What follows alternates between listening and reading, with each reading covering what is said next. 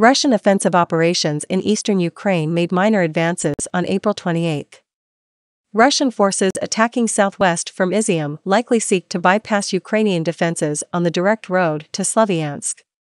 Russian forces continued shelling and minor attacks along the line of contact in eastern Ukraine but did not secure any gains in the past 24 hours. Additional Russian reinforcements continue to deploy to Belgorod to support the Izyum advance. Ukrainian defenders in Mariupol's Azovstal steel plant continue to hold out against heavy Russian artillery and aerial bombardment, including the likely use of multi-ton bunker buster bombs against a Ukrainian field hospital. Ukrainian news outlet Defense Express reported on April 27 that Russian Chief of the General Staff Valery Gerasimov will take personal command of the Russian offensive in the Izyum direction. Citing unspecified Ukrainian military sources, Defense Express stated that Gerasimov is already in theater and will command the offensive at the operational and tactical level, and claimed the Russian military failed to create a single command structure under Southern Military District Commander Alexander Dvornikov. ISW cannot independently confirm this report. However, ISW previously assessed that Dvornikov's appointment as overall commander in Ukraine would not solve Russia's command and control challenges and likely strain his span of control.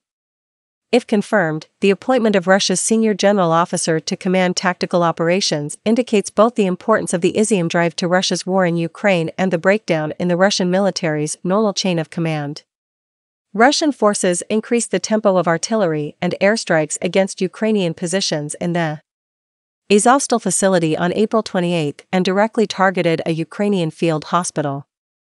Mariupol City Council and the Ukrainian General Staff reported that 7 Russian Tu-22 strategic bombers struck the hospital with multi-ton bunker buster bombs. ISW cannot independently confirm this report. Though Russian forces have targeted Ukrainian medical facilities and hospitals throughout the war. Azov Regiment Commander, Captain Sviatoslav Palomar, appealed to Kiev to take decisive action against Russian forces, and Ukrainian defenders are likely running low on supplies. Russian forces are expanding occupation measures amid continuing Ukrainian partisan actions.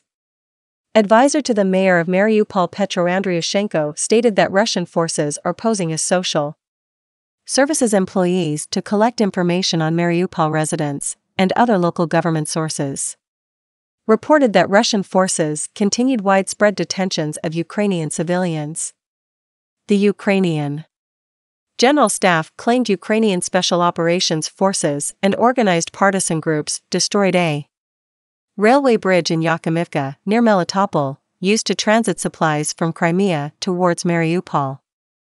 On April 28, though ISW cannot independently confirm this claim, Russian forces continued tactical ground attacks and shelling along the entire line of contact in eastern Ukraine on April 28, but did not secure any major advances. The concentrated use of artillery by Russian forces in eastern Ukraine in April is one of the few major changes Russia has made to its operations compared to the early weeks of the war. Russian forces conducted a failed attack on Rubizn on April 28, but largely shelled Ukrainian positions in the Severodonetsk region without conducting ground attacks. The Ukrainian General Staff reported that Russian forces concentrated on improving their tactical positions and preparing for offensive operations towards Lyman, 55 kilometers west of Rubizn. Russian forces conducted several assaults west of Donetsk, attempting to advance on Solig, Novomykhailivka, and Marinka, and Russian forces attempted to advance north of Mariupol in the area of Neskany and Vermivka. ISW cannot confirm any territorial changes in these areas, however. DNR head Denis Pushilin stated on April 28 that the DNR will postpone local Victory Day celebrations planned for May 9 until the complete victory and the expansion of the DNR to the constitutional borders, meaning the entirety of Donetsk Oblast. Russian and proxy forces will likely continue steady offensive operations throughout May and possibly longer, though the Kremlin remains likely to attempt to claim some sort of victory on May 9. Ukrainian forces repelled continued Russian assaults west of Izyum toward Velika Komishevka and southwest on the road to Barvinkov. Russian forces launched assaults on Velika Komishevka, likely seeking to capture the south before pivoting south, and Novodmitrivka, on the direct road to Barvinkov. Russian forces have made little progress in attacks directly southeast towards Slovyansk and will likely seek to bypass Ukrainian defenses by attacking further west. Ukrainian forces conducted a limited counterattack directly northwest of Kharkiv city on April 28, recapturing the town of Kutuzivka. Russian reinforcements and tactical missile systems continued to regroup in Belgorod on April 28.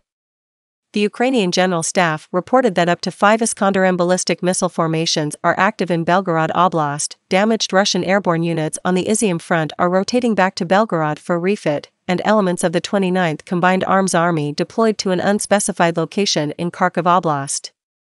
Russian forces conducted several locally successful attacks from Kherson toward Mykolaiv on April 28. Russian forces captured the outskirts of Tavriisk and conducted assaults on the nearby settlements of Nova Zoria and Oleksandrivka on the route to Mykolaiv.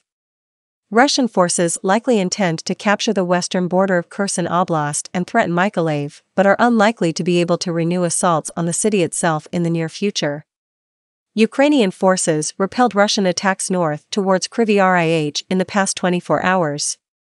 Ukraine's Operation Command South reported on April 28 that Russian forces are continuing to prepare to create a Kherson People's Republic and intimidate the local population, though the deputy chairman of Russia's local collaborationist government claimed there are no plans to hold a referendum in Kherson on April 28. Russian authorities do likely intend to create some form of proxy republic in Kherson but may seek to mitigate protests and resistance from residents. Russian and proxy forces continue to mobilize in Transnistria. The Ukrainian Military Intelligence Directorate, GUR, reported that Transnistria is preparing to fully staff its military units and increase their readiness. Ukraine's Operational Command South reported on April 27 to 28 that Russia is systematically conducting provocations in Transnistria and creating the false threat of an attack from Ukraine. Transnistrian President Vadim Krasnoselsky ordered Transnistria's Ministry of Internal Affairs to be ready for any scenario on April 28, but, likely falsely, denied Moldovan government reports that Transnistrian authorities are preventing men of fighting age from leading the region. Ukraine's Border Guard Service reported Russian forces fired at border checkpoints in Chernihiv and Sumy oblasts on April 27 to 28, but did not inflict any casualties. The Ukrainian General Staff continued to report that Russian forces are highly unlikely to attempt a new offensive in northeastern Ukraine but are reinforcing the Russian border and are trying to fix Ukrainian reserves in place to prevent their redeployment to eastern Ukraine.